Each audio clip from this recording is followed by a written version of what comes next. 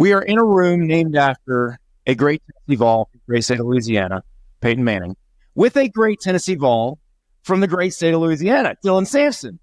I'm trying to think. So Peyton Manning, Raynoch Thompson, like you're right there on that list of Vols from Louisiana. Trying to make it bigger. Well, all right, you were making it big. I mean, and I think you knew a year like this was coming. But these first two games, has it even surpassed what you thought? Nah, not really. It was just really something I planned for. Not even planned for, just work for it, you know. I never go into games worried about stats, worried about anything. I just know if I take care of business, then at the end of the day, I'm going to get the result that I've been working for. So, you know, I think I'm really just showing everybody what I knew I was capable of this whole time. Dylan, we're in the Peyton Manning room here at the Tennessee facility, and we have Super Bowl pants and record-setting pants and all this beautiful pants, like a lot of great pants, but just like a wall here with all the accomplishments, everything that Peyton did. What do you think you would have to do for there to be a room named after you in this building? Ooh. I don't know. I don't know if they even have space for that. They're probably going to have to add it on, but I don't know. For a running back, I might have to go crazy, win the Heisman, national championship, all things we plan to do, you know. I don't know.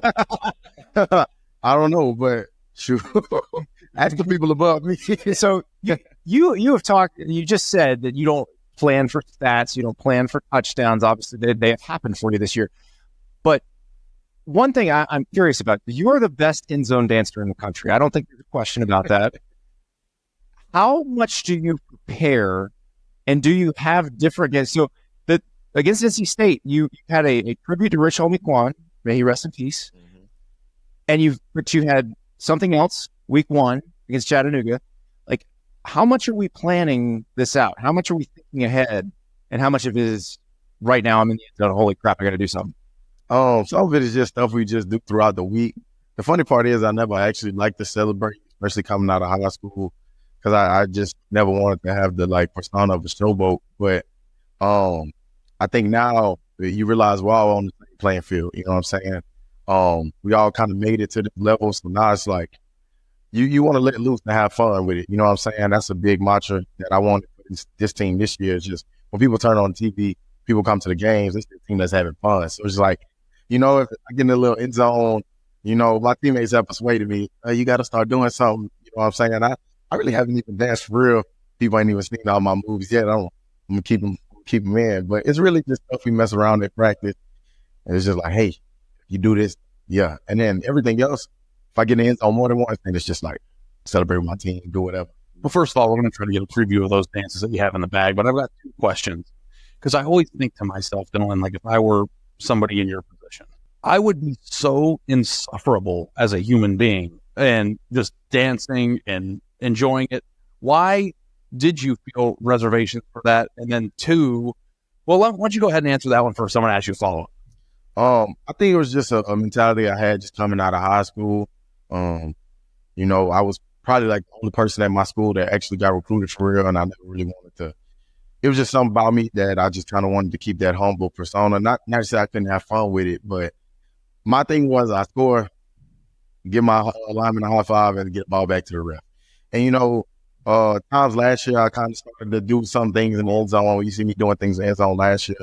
But, you know, anytime I got in a game last year, I really wanted people to know that just I'm straight business. And it's still that way. But, you know, my opportunities, I never knew when they were going to come. You know what I'm saying? So it was, hey, in the end zone, celebrate my team. Let's do it. You know what I'm saying? Now it's transformed into you know, I don't want everybody to be stuck up. I feel like we play freely, and that's when we just like having fun, you know? So they look at me, they say, knowing I never even like ever wanted to do dances, they get hyped me out, you know what I'm saying? Know that I am doing dances in the end zone and stuff. So it's just.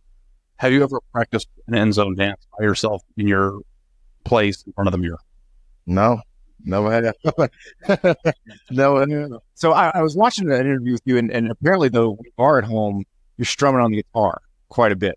What are we playing when we're strumming?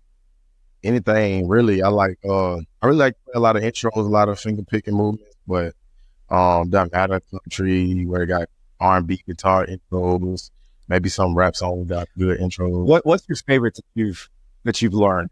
I like playing Tyler Childers on the guitar for real. He has a lot of good songs like Follow You to Virgie, Her in the Banks. He got a lot of good.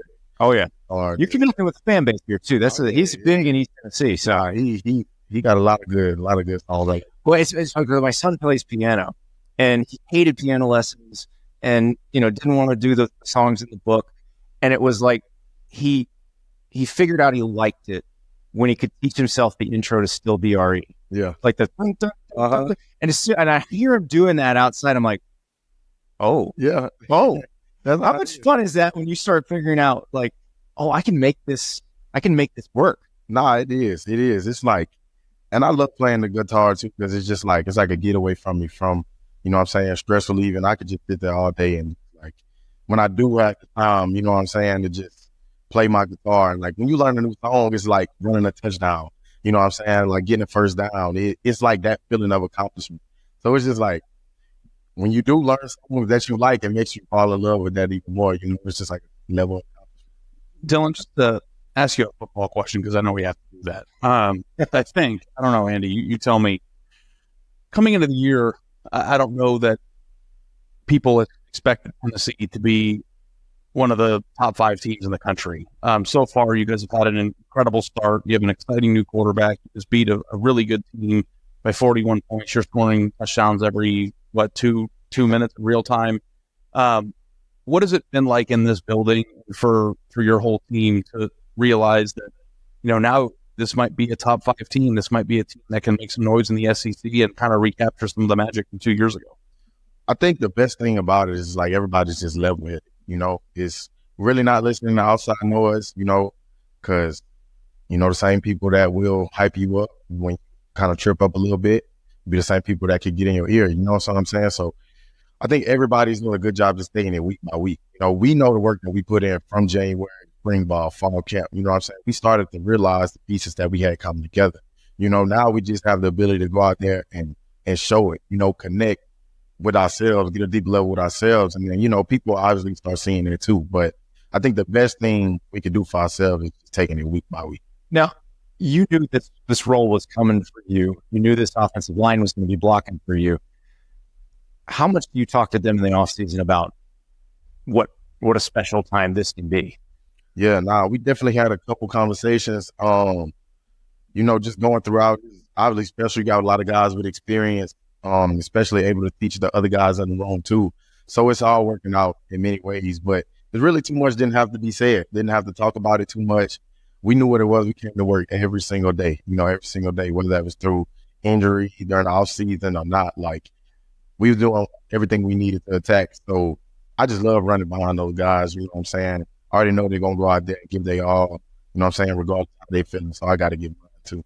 What's this place like? Like, what's your life like when Tennessee football program is rolling? So I can imagine, I've never seen a game in Neyland. That's something I'm going to have to correct one day. Yeah. I'm Mr. SEC here is going to help me out with that. I was up in Big. I've seen a lot of games in Neyland. Seen some good ones. Well, I've heard it's one of the loudest stadiums in the country, and the most FOMO I've ever had in my entire life was the Alabama game 2 years ago, just watching them on TV. Been there. Yeah, I know. I don't know if I could go back in time and be one place for one event. It might have been that. But what is it like day to day? Because you can just feel the energy, you can feel the excitement. And what's it like to be a part of the reason why people are excited to wake up in the morning? Yeah, definitely. You come in the building, I think you get it's a different type of energy kind of than we had last year. Like I'm saying, like, even them days where we kind of might be a little tired, it's still like we having fun with it, you know what I'm saying? We come in, learn, work hard, you know what I'm saying? So obviously, you got to walk the class.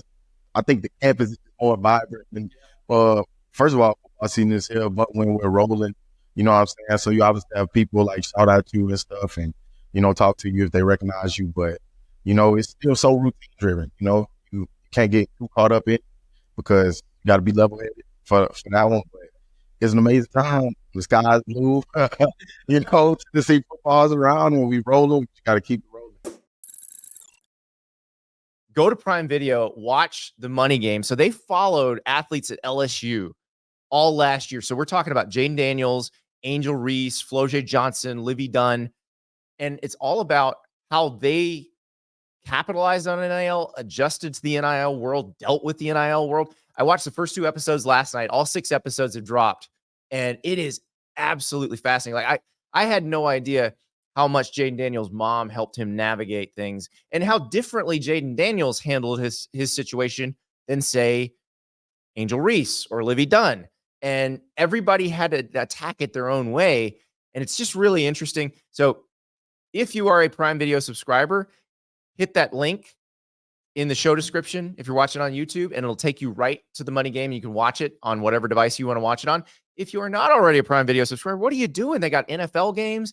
They got that Roadhouse remake. I'm watching the Lord of the Rings show, the Rings of Power. It's awesome. Elves, dwarves, men. Ari hates all this stuff, but I love it. Was that all comic book stuff? J.R.R. Tolkien did not write comic books, Ari. But the money game is where it's at. The folks who watch this show, I know you're interested in all this stuff. It is absolutely fascinating. I can't wait to watch the next 4 episodes. But hit that link in the show description, and you can also watch the money game. So if you're not signed up for Prime Video, get yourself signed up. If you are, just hit that link, and it'll take you right there. So you got an NIL deal with Cheez-It. Yeah. How often do people come up to you and say, "I woke up feeling cheesy, coach"? I don't know. I hate that commercial so much. It was a good couple months, like for the bowl game, after the bowl game, and you're like, let me get that cheese chain. You slid the cheese. I'm like, yeah, whatever. You got in here. That's so the rose. Can you explain the rose on your chain? Yeah. Okay. So rose is one of my favorite symbols growing up because Tupac Shakur, he wrote the poem "Long Live the Rose That Grew from Concrete" when no one else even cared. So it just basically talks about he was kind of that rose that grew from concrete. Not the prettiest rose, it was kind of withered and petals falling off. But concrete obviously being his struggles, hardship situation. So it was like, if people will walk on the street and walk past the rose that grew from concrete, they will marvel at that rose because it was able to grow on concrete. So he was like, why am I any different? He was like, why don't you, you know what I'm saying, respect me for what I came out of? And, even though I might be like broken and damaged, that's what I come out of. So it's just a representation to me that everybody has their own hardships, which is the concrete. We're never perfect. We'll never be a perfect rose. But, the rose is one of the strongest plants that survive through the cold, all that. So it's just like a reminder to keep going, through the face of adversity and all your challenges and hardships. That was deep. Yeah. No, it is. Yeah, no. I'm just saying, like, I just like, the hearing you talk about it, it's a really moving thing. And forgive me for going back to something that's not as serious as that, but I have to get a Cheez-It takeoff. Do you mind?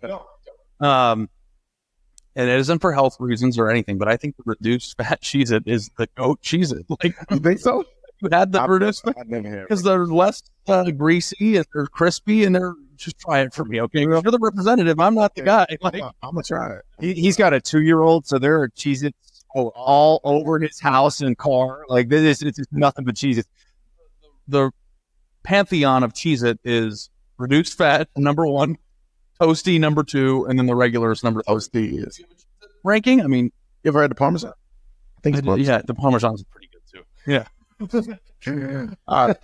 Well, we've talked about moving. We've been moved by you now, but we now need to get moving. So, if you would not mind, you are the best endzone dancer in America. We need a little tutorial for me and Ari, and it's not going to be pretty. I'll warn you right now. But can you just get us up to speed if we find ourselves in an end zone? Give us what we something we can do. So we're gonna have the dance floor on the Peyton Manning 16. So let's give it a shot.